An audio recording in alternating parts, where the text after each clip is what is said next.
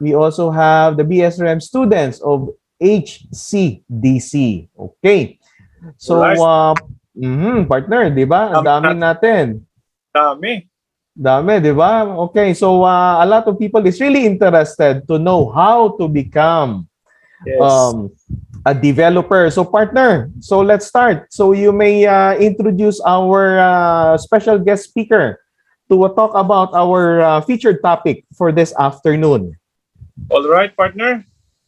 So, good afternoon, everyone, again. So, I feel elated to introduce a highly esteemed man in the world of real estate development. Truly a guru in this field. Educated in one of the best institutions in the country, in De La Salle, with a degree Bachelor of Science in Commerce, major in accountancy, a master's degree holder in business administration in Ateneo de Manila University, and my dear friends, a graduate of Wharton Real Estate Center on Housing Finance. Being a CEO, a chairman, and a director of many properties companies and of saving banks and OFW fund transfer and remittances services.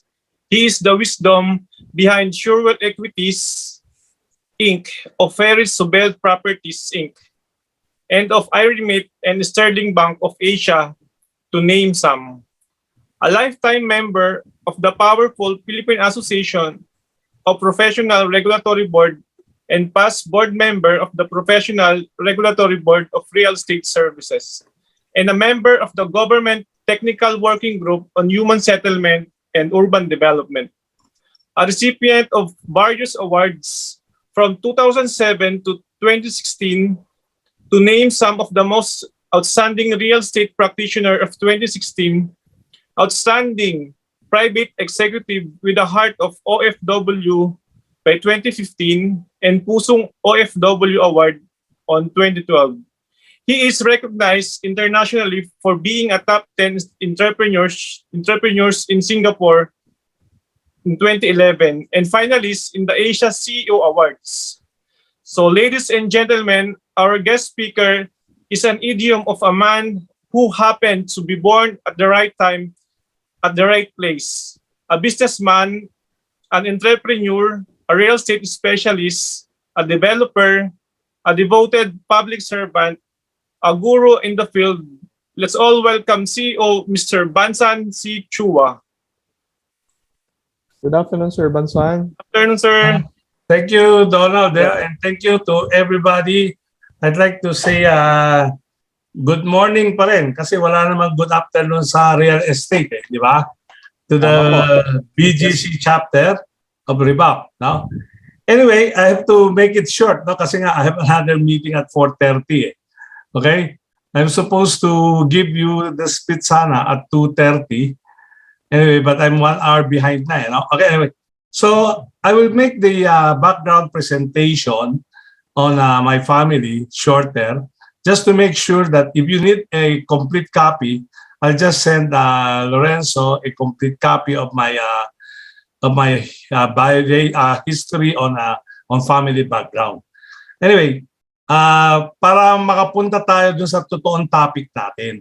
Kasi ang totoong topic natin today is about how to become a developer. Okay? So, yun ang tunay na topic natin. Yung mga background, I can just send it to you na lang. No? Anyway, just to give you a short background. No?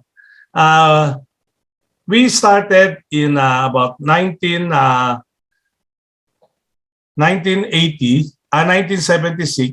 when we started as a real estate, as a construction company. Then we moved on into developing socialized housing. I don't know if most of you remember, in about 1993, 1992, okay, our company name is not Surewell Equities. It is Confederation Properties Inc. We are most likely the number one at that time in socialized housing.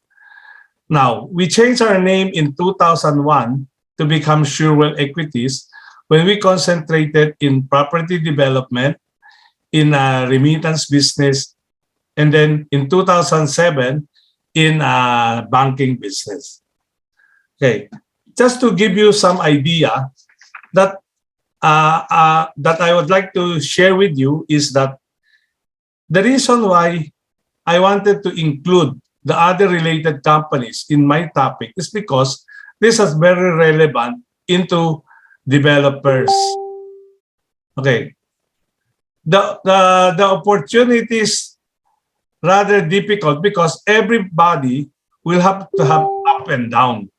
But do not forget, any ups or downs is a challenge for you to turn to be better. So, para hindi naman masyadong mahaba yung presentation Okay, I will just name 3 things that are important, okay? We had IREMIT because we know that as of now, there are about 50% na ang buyer natin galing sa OFW. When I say OFW, it does not mean people that is working abroad, but also people that buy properties, but the money came from OFW. Okay. So now, why would you go into banking? Because with banking, you should be able to get very good services from the bank, not only for your borrowers, but also for the companies that are related to us. Now, Surewell Equities was incorporated in 2001 with 3 main functions: real estate development, which include also leasing, and then IREMIT, which is a remittance company, and then Sterling Bank, a savings bank. So just to wrap it up, the only thing that I would like you to remember is that when you are successful or you're not successful, never say never. Ang ibig sabihin nun, during ups and downs, you should make sure that you will always strive to be better. Now, the other thing that I'd like to impart to all of you, what is very important, not only for a developer, but also for broker or for other people, is to have a good relationship and a good reputation in terms of credit worthiness. Because you may not be rich, but if you are very credit worthy, people will eventually come up and talk to you to have joint venture project or to even offer you services that you don't need to come up with money. Okay, that is our main topic today, how to become a successful developer. Now, the last thing that I would like you to know is money is not everything. Practice good work and business ethics, be honest and trustworthy, and build a fine reputation. People will want to make deal with you and partner with you because a good name is the best business asset. Teach everyone, share your knowledge and experience. The best investment one can have is make in business is the one made in people. I think everybody knows that the biggest asset a company have is the manpower that they have. It's not really about the capitalization that they have. It's not really about the experience, but also it is about people that they are working with for continuity of their business that they are doing. Now, always remember to thank Almighty God for all the blessing that you enjoy now, and not everything that man wants, they can get. So yun, tapos na yung presentation ko ng background. Okay? Now, I would like to go to 2 other topics that I think is more important. Kasi pag tinignan mo yung presentation ko dapat, should be about how to become a successful developer. Okay, kayo, karamihan sa inyo, I think are a broker, salesperson, meron sigurong konting consultant, and at the same time, meron din sigurong appraiser. Hindi naman sa tinatakot namin kayo, but a developer is not an easy job. Okay, because these are the things that you should remember before you can go into being a developer. Okay? The first thing I will discuss with you is the financial capability. Yeah, what do you mean by financial capability? You should have capital, which can be owned or can be joint venture from borrowing or from pre-selling. I think most of you know about borrowing and pre-selling, but very few of the broker knows about joint venture projects that are more effective rather than own project by an individual. Now, you also need to know technical expertise. When I say technical expertise, it is not only about technical, which is civil engineer, hindi. We talk about accounting, legal, marketing, construction, documentation, and allied industry services. What are the allied industry services? Included dyan ang architect, included din dyan yung mga naglalakad ng ating dokumento sa government agencies, and make sure that the expertise you know also requires government requirements. Because you will not be able to know to do a good project if you were not given a license to sell and you were not even given a business permit to operate your business. Now, ano ang advice ko sa inyong mga gusto maging developer? There are two questions only that I will advise you. Make a study of the size of the project. Then, the timetable of the proposed project. I will tell you why. The size of project have to be related to your capital, to your expertise, not only in terms of technical but also allied services. Now, timetable of the proposed project. Just to let you know, a timetable that is more than 3 years might affect your project because that is the problem of cash flow eventually. Alam naman nating lahat, we can only have pre-selling, but the amount that you will only get will basically only up to the equity portion. Very seldom that people will pay you the 100% unless you develop completely the project. Now, second thing, if they're going to borrow money from Pag-ibig Fund or borrow money for the bank, then you should complete the project first before they will pay you the balance. That's why timetable of the project is very important. There are many projects that along the way, especially during this pandemic period, that were greatly affected because the project cannot continue because they have the pre-selling, the units were sold, but eventually the cash flow that they need to continue the project is not being able to be delivered by the buyer as the project is not yet 100% completed. Now, to let you know, I think not every one of you knows that Pag-ibig can even come up with a CTS, but they will help a 5%, and then they will help another 8% for the amount of the release of the loan. But it really depends on what is your timetable on the project. Okay, so now, for you to be able to come up with a successful project, these are the following things that you have to consider. You have to study the project, know the location, the background, come up with a feasibility study. Then you have to know the market study. The market study will include demographics, housing competitors mo, your advantages as to the other competitors, then management study, because no project can be done with only 1 or 2 people. You have to have a complete team before you can become a developer. Unlike a broker can stand alone and do marketing even with 1 person or 2 persons lang. Samantalang ang development, you should have a complete team, but you may be able to do it with a slim people lang. Okay, technical study. Yan yung sinasabi ko tungkol sa civil engineers, architectural design.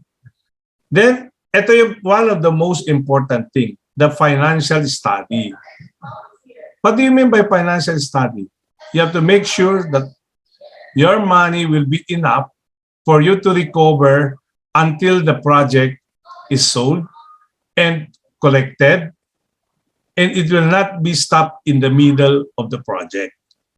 Now, we also have to consider social and community study.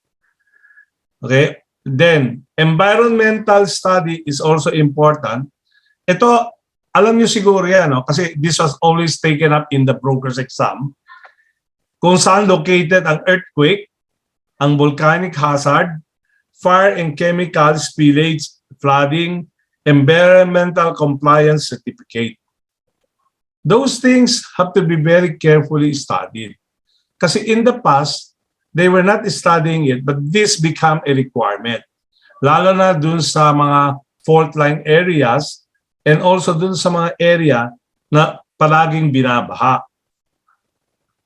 Now, after studying all of this, then you can evaluate if your project is feasible or not.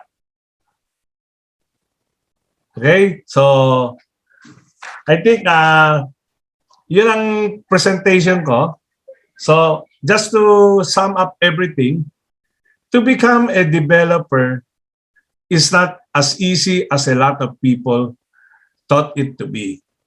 But if you have a very good reputation, other people would like to join venture with you, and you can utilize their manpower, utilize their financial, including technical, to come up with a project na medyo hindi naman masyadong malaki sa umpisa, considering that all projects have to be studied carefully. But timetable will always be an important factor. Alam nyo, during this pandemic period, a lot of people are affected, not only in the construction industry. I think I would like to share with you, since 2020 up to 2022 ngayon, prices of construction material have increased substantially. And the reason behind it is because yung source of material nila have declined. Pangalawa, transportation is very hard. Now, we have been hearing that oil prices is going to increase again.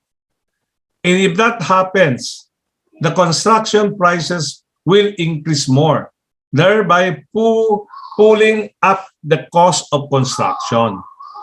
That's why I said that in your study, you have to make sure that you know your competitor. Kasi pag tumabi ka sa isang competitor na masyadong malakas, baka mahirapan kang magbenta. Kahit magaling kang magbenta, baka kung kulang naman ang funding mo, you'll not be able to finish the project on time, which will cause complaint, and you might even need to refund some of the money that you pre-sold already.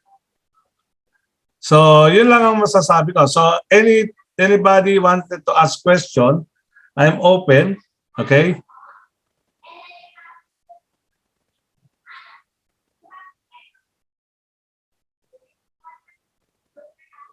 Oh, nawala na si Donald.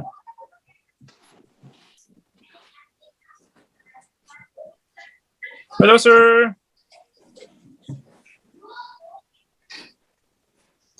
Hello, sir. So we are open now for your questions.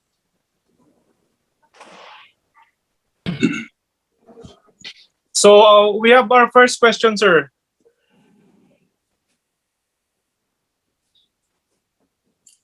Hi, sir. I would like to clarify regarding pre-selling project. Just wondered why developer issue only acknowledgement receipt and not official receipt on the payment paid by buyers. And is it safe for us PRC accredited salesperson and DHSUD registered to sell pre-selling unit without LTS? Thank you. From Ms. Maridel Anaviso. Okay, just to make it clear, okay. Acknowledgement receipt is not the same as official receipt. Alam naman natin yan, di ba? Okay. If you issue without a license to sell, technically, that is illegal. Kasi you can only pre-sell if you are given a license to sell. Now, because of the long period of getting a license to sell, these should have already allowed to issue a temporary license to sell. Even with a temporary license to sell, the developer should issue official receipt, no longer an acknowledgement receipt. Now, if a developer issued you an acknowledgement receipt, you can question them. Kasi yan ang mga tinatawag dyan that they were selling without any license to sell. Nakama?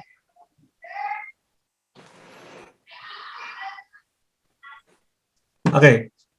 Meron kadugtong yung question niya eh. Is it safe for us as PRC accredited salesperson and ano kadugtong nun? Bakit naputol? And the sued register, let me read it for you, sir. Is it safe for us, PRC accredited salesperson and the sued registered to sell a pre-selling unit without LTS po? Sinagot ko na yan eh. Sabi ko sa'yo, no. Of course. Because it is illegal. Yes. But Yeah. I can tell you that with a temporary license to sell, you are allowed already to do pre-selling.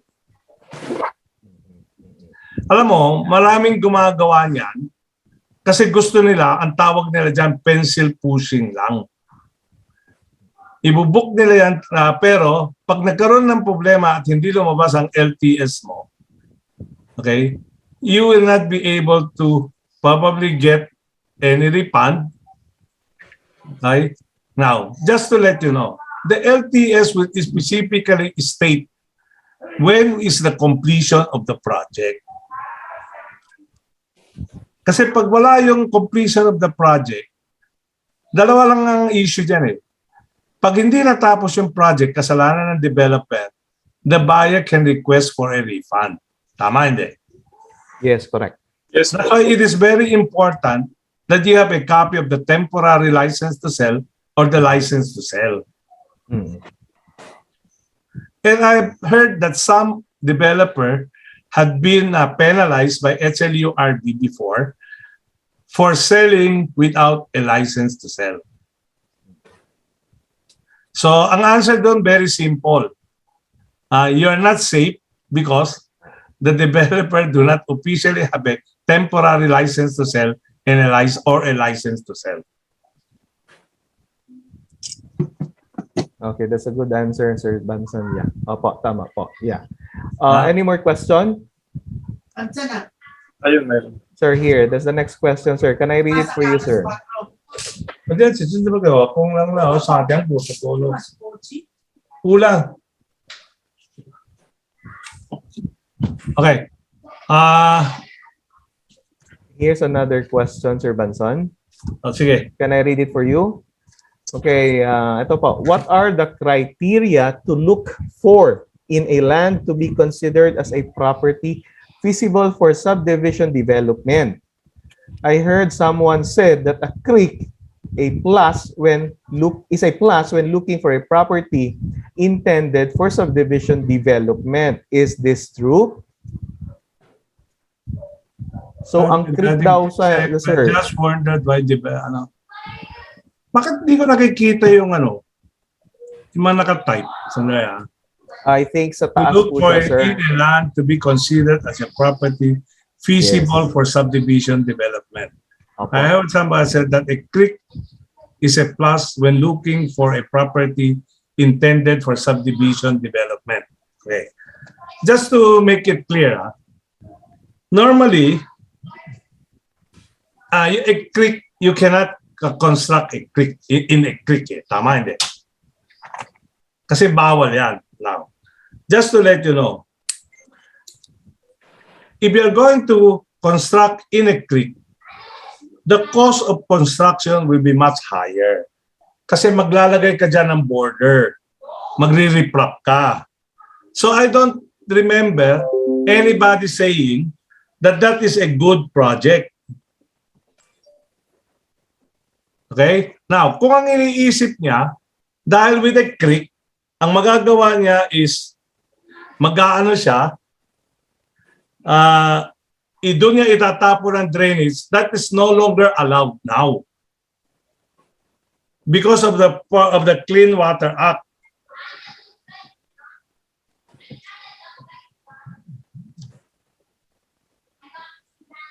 So yun ang sagot ko. Okay, sir. Thank you, sir. So it's not allowed. So the answer is not allowed because of the Clean Water Act.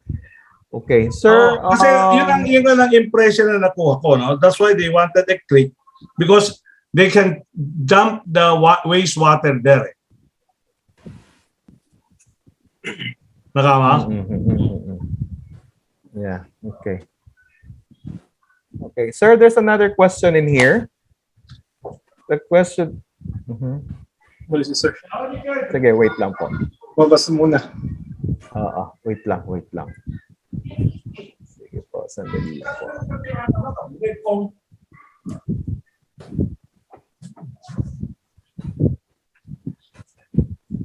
Okay? Okay, sir. Sir Bansan, there's another question po. Okay, sir. Sir, in a developer's parlance, what is the ideal IRR and ROI of a subdivision subject? Say it's a socialized housing. Ando doon, hindi mo, may hulo na. Siyam na na yan. Ba't ang buhay pinipya ka? Okay. Ba't nawala yung question? It's in a developer's parlance. Okay, I will give you one direct answer only. Socialized housing is no longer feasible for any developer. And the problem is because of the price ceiling. The price ceiling dictates the maximum selling price that you can sell. And they also dictate the area of the socialized housing. Okay, that's the reason why I was late earlier dapat, because I was attending the price ceiling adjustment for socialized housing kanina. Okay? So, I don't know if the question from that person is correct. Kasi it seems that they don't understand that socialized housing is no longer feasible right now for any developer except it is a compliance only. Nakama? Now, kung ang question niya is economic housing, that is different. Kasi economic housing have a better price range. So, ang ano ko nga is, most likely, the IRR and the ROI are no longer attractive for any developer to do the socialized housing, except when it is not for compliance issue na lang. I do not know if there are many still people doing the socialized housing.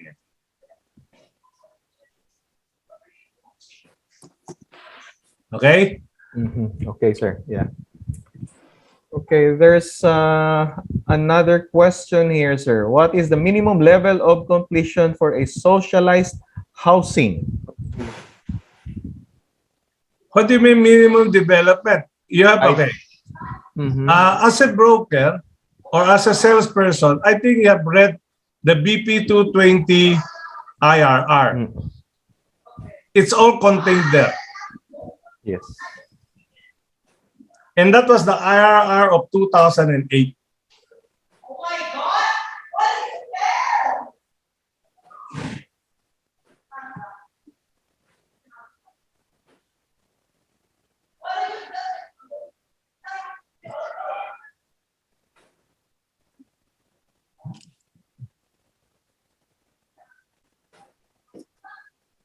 Okay, there's another question din po rito. Hi, sir. Good morning. What is your say or advice as a real estate developer with the present pandemic time that we have? Is this an opportunity for us in our field of business, or it may be a threat or a time to slow down and change the plans fitted to the pandemic time in the business? Do we have more prospect buyers now, just like as you said about the OFWs? And how can we cater or offer them the developments now? Thank Okay. you. Just to make it clear, you have to qualify which particular segment of the market you are targeting. Okay. Siguro bigyan ko kayo ng brief background. Okay, para hindi kayo mahirapan. Okay? Kasi different broker have specialized on different things. Hindi naman lahat sila nagbebenta ng low cost, nagbebenta ng mid cost o kaya ng high end.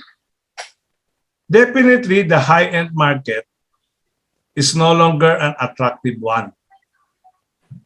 Now, when you talk about low cost or even the socialized housing portion and the economic portion, I can tell you that there were a lot of buyers that become more cautious because they wanted to make sure that they have money left for emergencies like during this pandemic. Okay, so ang masasabi ko, even the OFW are very careful because a lot of them also lost their job abroad. Do not forget, we have repatriated a lot of OFW back to the Philippines. And some of them were not even able to go back to the country where they have been working before. So definitely, the market will be smaller now. Alam mo, ang only hope lang natin, which is now, I think it's becoming better now, which is medyo normal ng konti. If you notice, it is very traffic already now. Diba? Makikita mo na ang mga tao natin ngayon mas lumalabas na, and we hope that by June, the school should open already again. And one of the biggest investment of our people is normally education. They wanted to make sure that their children will be able to study well. And part of that is they should be able to get a better housing near where they are studying. Okay, I will tell you the reason behind it. Example, ikaw nakatira ka sa Pampanga o nakatira ka sa Tarlac. You wanted your child to study in UST, in UE, FEU, or even LaSalle, or even Ateneo, you would probably get a condo, kahit medyo maliit lang yung size, for them to stay there Monday to Friday and then go back to where your house is on Saturday and Sunday. And that is also true to all those mga workers. Kaya mapapansin nyo, marami ang nagre-rent ng bed space ngayon. And that is because of the traffic. Do you know if an employee that lives in Cavite and goes and work in Makati will have to travel 2.5 hours one way pa lang? So ang nangyayari, they try to get a bed space in the place where they're working, and then they go back on Friday, on Sunday, Friday evening, and then come back again on Sunday night. So yan ang nangyayari ngayon. So I think that situation will continue. Kasi pag dumami ang traffic at dumami ang taong lumalabas, a lot of them will now be able to get additional unit. And part of which will be yung mga unit na binibenta natin. Now, kung ang tinatanong mo yung mga malalayong lugar, regional, that's a different market eh. Kasi karamihan ang bumibili sa regional, is yan yung dating nakatira na doon, o kaya ando doon yung mga pamilya nila nakatira doon, but not necessarily because of convenience for the children and for the workplace. Okay, so in short, ang sagot ko talaga dyan is, because of the pandemic, the market have shifted, and also, the market size have also shrink. And ang hope naman natin is maybe by end of 2022, if the condition is better, people will start moving back again. Pansinin mo, when the airline is already allowing people to travel, makikita mo ang dami-daming nagpipila sa airport.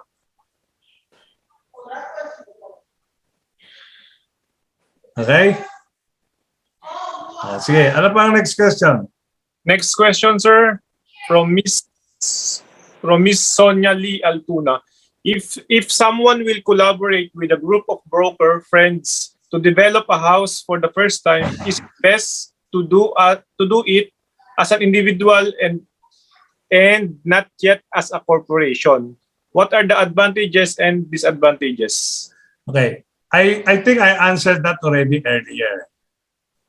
With a group of broker friends.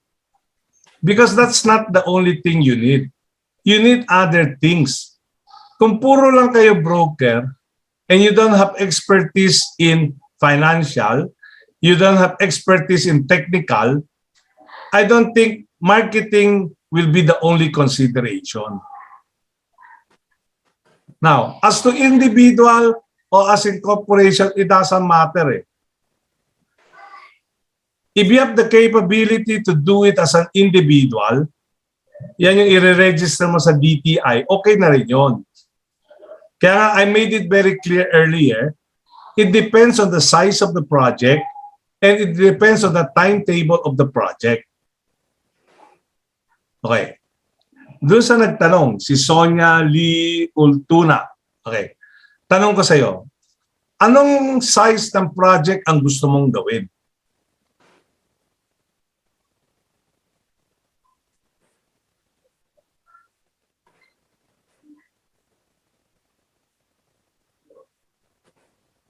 Yes, Ma'am Sonia, can you, is it possible for you to type us a chat box?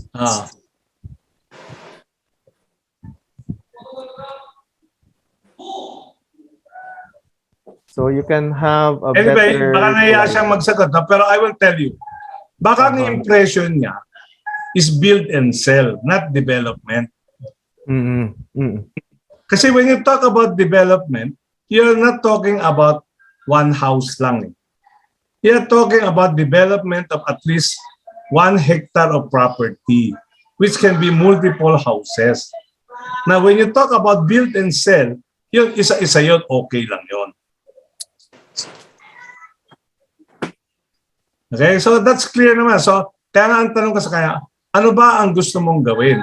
Is it development or you just build one house lang o hindi? Okay? Okay. Okay, so one house lang ang sagot one niya. house. So if it's one house, it's only build and sell. It's not development. And if you're going to build one house lang, you don't even need to get a license to sell. Even under the RESA law, if you are just selling one house lang, you don't even need to be accredited broker or registered broker. That is part of the exemption in the RESA law.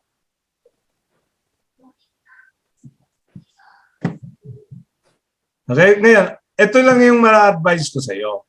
Just make sure that one house lang ang gagawin mo. You consider your competitor because that is a big factor. Ibig sabihin, marami kang kalaban sa tabi mo. Di ba? Do you have any advantage against them or not?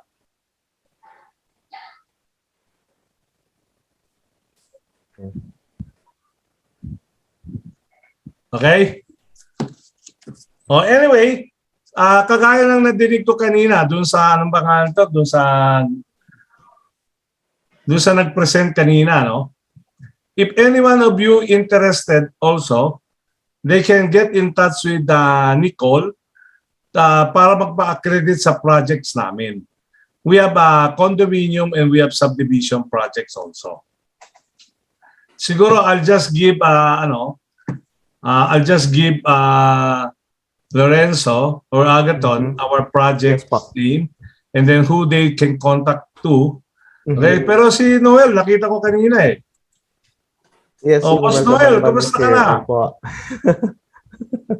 Yes po. Nandito po Sir Noel po. Yes, sir. Oh.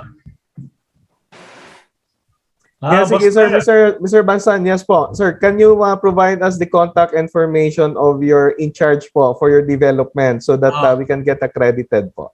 Okay, papadala ko na lang Yes, please. sa inyo by email para at least mabigyan kayo ng idea.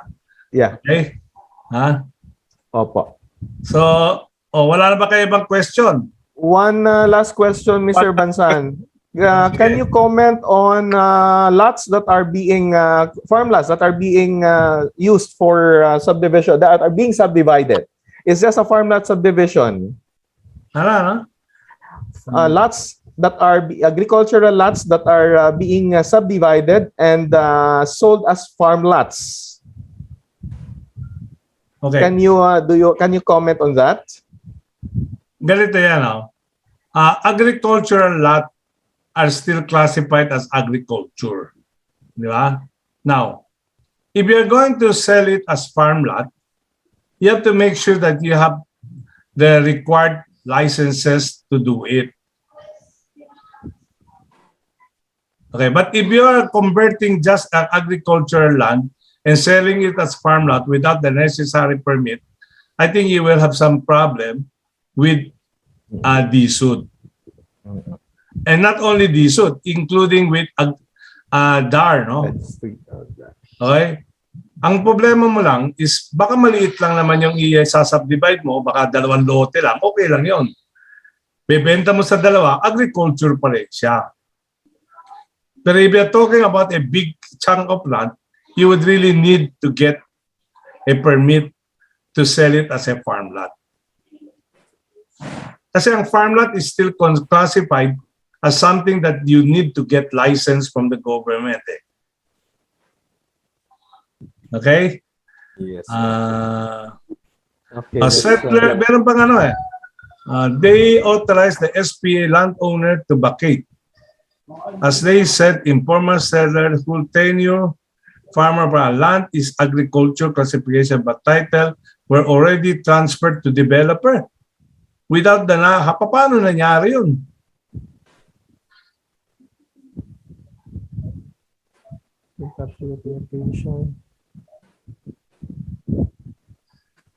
Yung nagtanong nitong question na to, no? Alam mo, normally, what we do, if you are going to buy a agricultural property, you have to pay the tenant. Di ba? So, it's not possible to eject the tenant without then knowing that the property is being sold. So, medyo mahirap itong sinasabi niya na dinidemolish na yung bahay ng tenant nang hindi alam ng tenant na binenta na yung lupa.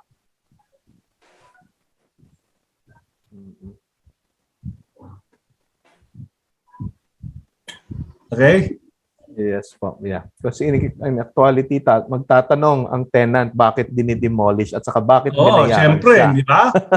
Una-una, magtatanong yung teka, kaya sabi mo, the tenant will ask, bakit mo ginigiba yung bahay ko? Bakit mo akong binabayaran?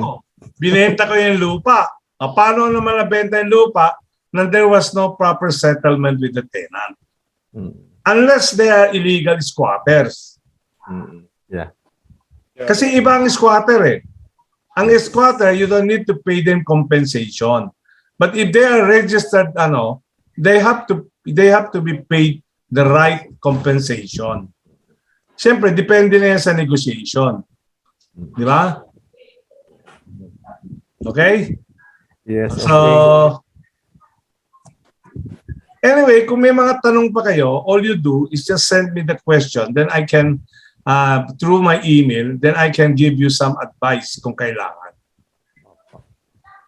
Total, magpapadala naman ako sa inyo ng mga materials just to give you an idea kung paano na gagawin doon sa mga projects namin. And at the same time, kasi BGC ang chapter mo, di ba? We have one project in Mandaluyong, okay, which is called Ferry Sobel. Okay, it's composed of 7 buildings. And then we have another project in Monumento Station in Caloocan. Okay, ang tawag naman siya is Torre de Florencia. It's a twin tower of 22-story. Yan, malakas ang buyer niya galing sa probinsya. Yan yung kinukwento kasi based sa experience namin, we have many buyers from far places kasi yan ang first stopping point nila eh. At yan ang tabi ng LRT that will take you about 13 minutes to go to Doroteo Jose. I don't know if you are familiar with Doroteo Jose. That is the stop where you go to UE, FEU, PSBA, UST. Nakama? Yan ang station na yan, Doroteo Jose. You just have to walk and you will be in Recto already. So yung mga galing probinsya, they just have to take LRT and then they will be in the place already where they are going to study. So we are coming up with a promo for back to school na eh. Kasi we are hoping that by June, people should already be starting to go to school already. Siguro para malaman nyo rin, no? High school have already started. Selective basis lang. Since February 15, may mga eskwela na ng high school na nagpapapasok na ng face-to-face. Okay? Okay, so the place is very accessible. Nakapakalapit walking distance to Avenida. O, tama. O. Okay, anyway. So, I'll give more information na lang pagdating doon. Yes, okay, sir. Okay. Tama yan. So, they know the place naman eh. Okay. Si Boss Noel, I think, mas maraming alam sa akin si Boss Noel kaysa sa akin eh. Boss Noel. Okay, thank you so much, So, Mr. Bansan. I'll just Yes. show the plaque that was given to me by Okay, so it's already been awarded, Papa, basically, in advance. Okay. Tumating sa akin yesterday. Physically delivered by Lorenzo. Kita mo naman, Yes, of course, the president. Okay, so sir, can we have a picture with you before we Sige. yes, because you have your for 30. You have your engagement. So can we open our our cameras and take pictures with Sir Bansan? Sir Bansan is formerly with the Board of Trustees of PRC and is also the #2 holder of the licenses, PRC licenses. So 000540 and #2.